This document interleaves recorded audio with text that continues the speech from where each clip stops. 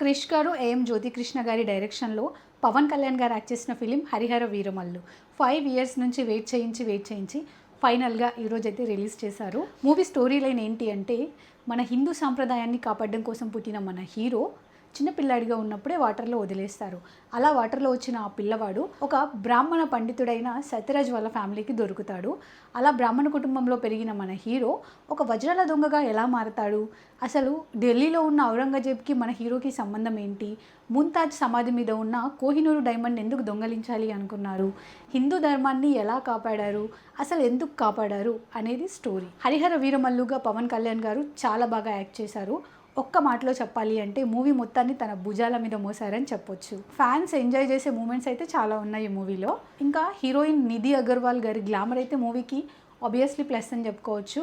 But ఒక చిన్న disappointment ఏంటి అంటే, నిధి గారి క్యారెక్టర్ పెద్ద ఇంపార్టెంట్ ఉన్న క్యారెక్టర్ అయితే కాదు. ఇంకా ఈ మూవీకి బ్యాక్ బోన్ అయితే ఎంఎం కీరవాణి గారు మూవీకి ప్రాణం పోశారు తన మ్యూజిక్తో. బీజిఎం కానీ సాంగ్స్ కానీ చాలా బాగున్నాయి. ఈ మూవీలో ఔరంగజేబ్గా యాక్ట్ చేసింది బాబీ డియోల్ గారు. బట్ ఆయన గురించి నేను పెద్దగా ఏం మాట్లాడదలుచుకోలేదు, బికాజ్ ఇది పార్ట్ 1 కదా. పార్ట్ 1లో అయితే తన గురించి పెద్దగా ఏం లేదు, జస్ట్ ఇంట్రడక్షన్ ఇచ్చారు అంతే. బట్ పార్ట్ 2లో మాత్రం నెక్స్ట్ లెవెల్ ఉండబోతాయి ఆయన సీన్స్ అయితే. ఈ మూవీలో మనకి మంచి స్టోరీ ఉంది, యాక్షన్ ఉంది, కామెడీ ఉంది, హీరోకి మంచి ఎలివేషన్ సీన్స్ ఉన్నాయి, అంతకు మించి మంచి బీజిఎం ఉంది, అన్నీ ఉన్నాయి. బట్ మూవీలో సంథింగ్ ఏదో మిస్ అయ్యామన్న ఫీల్ వస్తుంది. మేబీ అది డైరెక్టర్స్ చేంజ్ అవ్వడం వల్ల అయి ఉండొచ్చు. ఈ మూవీలో ఒక పాయింట్ అయితే చాలా బాగా చూపించారు. ధర్మం అంటే భజన చేయడం కాదు, ధర్మం అంటే ధర్మం కోసం నిలబడడం అని చెప్పి ఆ పాయింట్ మాత్రం చాలా బాగా చూపించారు. ఈ మూవీ చూస్తున్నప్పుడు మనం ఎప్పుడెప్పుడు ఔరంగజేబ్కి మన హీరోకి ఫేస్ టు ఫేస్ సీన్స్ ఉంటాయి అని చెప్పి వెయిట్ చేస్తూ ఉంటాము.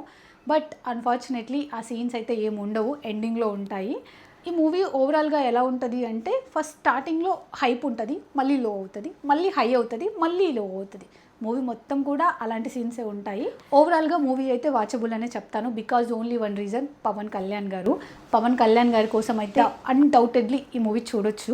ఈ మూవీలో మైనస్ పాయింట్స్ ఏంటి అంటే, చెబితే వినాలిరా అనే సాంగ్ అండ్ హీరోయిన్ సాంగ్, ఇవి రెండు కూడా అసలు లేకపోయినా బాగుండన్న ఫీల్ వస్తుంది. అండ్ సెకండ్ వన్ గ్రాఫిక్స్ అయితే సమ్ టైమ్స్ ఇది గ్రాఫిక్స్ రా అని తెలిసిపోతుంది, మనకి ఒరిజినల్గా అనిపించదు. మీరు ఇప్పటికే కొన్ని నెగిటివ్ రివ్యూస్ చూస్తుంటారు బయట మూవీ బాగాలేదు అని చెప్పి. బట్ మూవీ చాలా బాగుంది, చూడమని చెప్తాను నేనైతే. నేనేం పవన్ కళ్యాణ్ గారి ఫ్యాన్ కాదు, నేను మహేష్ బాబు గారి ఫ్యాన్, అయినా సరే మూవీకి వెళ్ళమని చెప్తాను.